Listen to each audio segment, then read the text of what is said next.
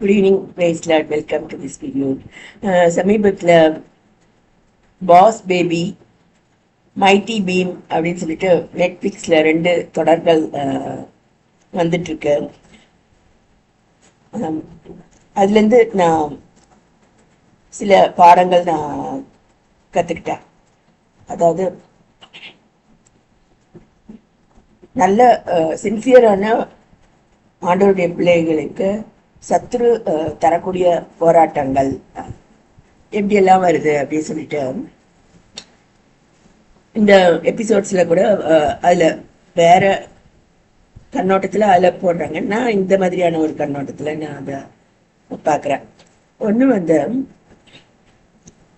அவங்க வீட்டையே காலி பண்ணிட்டு வேற ப்ரீமிசஸ்க்கு நீங்க போகணும், transfer from one place to the other அப்படின்ற மாதிரி அவங்களுக்கு செய்கிறாங்க. சத்ரு வந்து அது மாதிரி செய்கிறாங்க.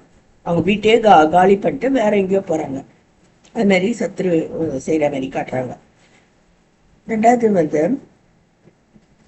பெரிய விழாக்கள், ரிவைவல் மீட்டிங்ஸ் ஆர்கனைஸ் பண்ணி அல்லது பில்டிங்ஸ் கட்டி செலவுகள், மிகப்பெரிய செலவுகள் ஏற்படுத்துறது.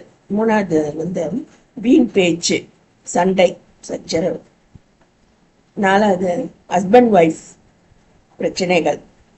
ஸோ இது எல்லாமே ஏன் வருது அப்படின்னா வந்து கர்த்தருடைய சமூகத்தில் வச்சு தான் அவங்க முடிவு எடுக்கிறதில்ல, சொந்தமாக முடிவுகளை எடுக்கிறதுனால வரக்கூடிய பிரச்சனைகள் தான் இது. எங்களுடைய வீட்டில் வந்து நாங்கள் மோஸ்ட்லி கத்தரை கேட்டு தான் நாங்கள் செய்வோம். நிறைய வீடுகளில் அது மாதிரி சீட்டு போட்டு முடிவு எடுக்கிறவங்க. கத்தருடைய சமூகத்தில் நம்ம வச்சு முக்கியமாக எனக்கும் அது ஓகேன்னு வரணும், இல்லை எங்கள் அம்மாவுக்கும் அது சரின்னு படணும் அப்படின் தான் வந்து நாங்கள் அந்த இதை ப்ரொசீட் பண்ணுவோம்.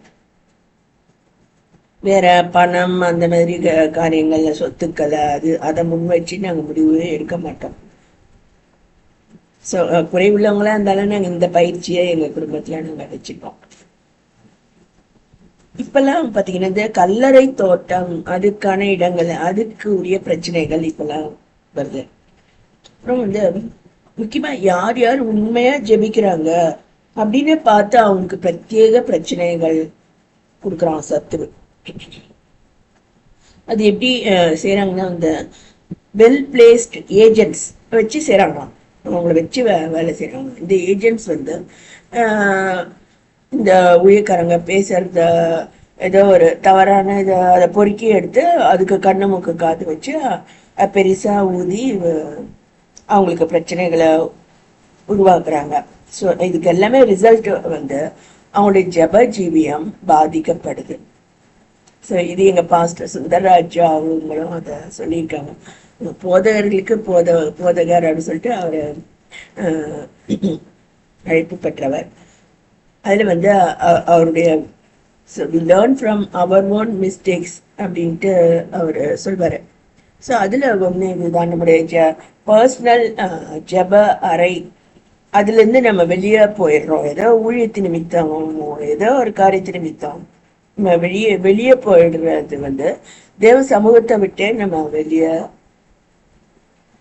போயிட்டாக்கா கர்த்தர் வந்து நமக்கு சொல்றத நம்ம செய்ய முடியாத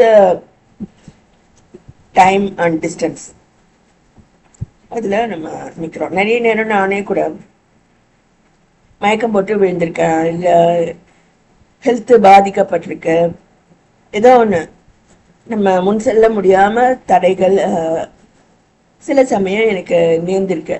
அது சில நேரங்களில் நான் வந்து மோர் எனர்ஜெட்டிக்காக நான் ஒர்க் பண்ணியிருக்கேன். ஒரே காலகட்டத்தில் ஒரு 15 days டைம்குள்ள சில இடங்களுக்கு போனோம்னா என்னால் முடியல.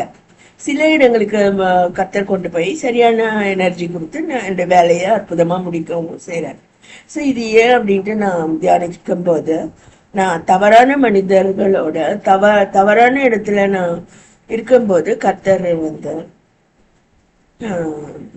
சரியான ஹெல்த் தர மாட்டேங்கிறாரு. திரும்பவும் நம்ம ஆண்டவரே அப்படின்ட்டு கூப்பிட்டாதான் அந்த ஆபத்துலேருந்து நம்மளை விடுவிக்கிறாரு. ஸோ என்னுடைய பர்சனல் லைஃப்பில் நான் பார்க்கும்போது சிறு வயதுலேருந்து நான் பிலீவராக தான் இருக்கேன். என்னுடைய மூளை செயல்பாடுகள் எல்லாமே வந்து அவருடைய கட்டுப்பாட்டில் தான் இருக்கு. ஸோ அவருக்கு பிரியமில்லாத இடத்துல பிரியமில்லாத மனுஷங்களோட நான் நிற்கிறேன் அப்படின்னா அவரை அது வந்து துக்கப்படுத்துது. அவர் வந்து தூரம் போயிடுறாரு. ஸோ நம்ம ஆபத்தில் சிக்கிடுவோம். ஸோ இந்த மாதிரி எந்த அனுபவமே இல்லாமல் மூளை அறிவில் நம்ம வந்து நிறைய ஊழியக்காரங்க பேசுறதும் அது வந்து சக்ஸஸ்ஃபுல்லாக முடியாது இல்லை. ஸோ இதை நான் இன்னைக்கு ஷேர் பண்ண வைத்தேன்.